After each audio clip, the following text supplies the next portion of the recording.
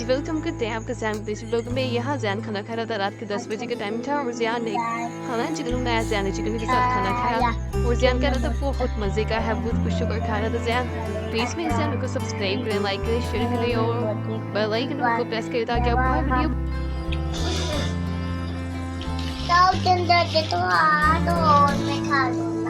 वो तो नहीं है। मुझे पता चल गया था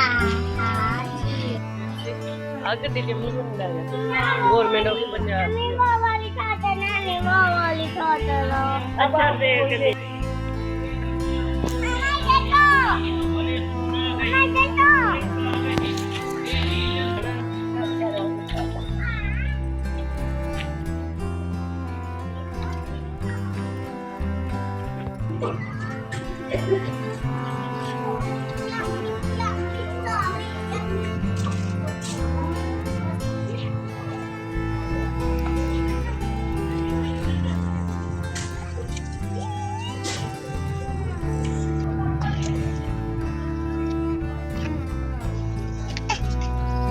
दवाई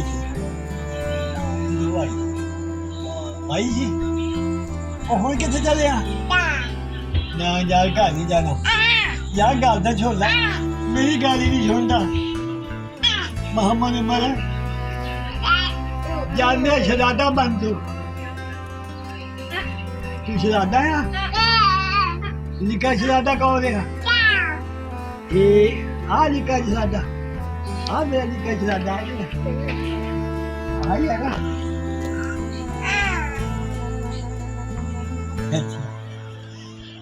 जूती काले बांधना जूती काले बांधना अच्छा है Abu dari bato Abu dah bato lah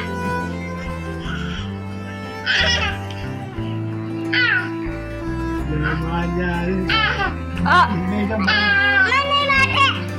oh tu bandera apa tu bang jaja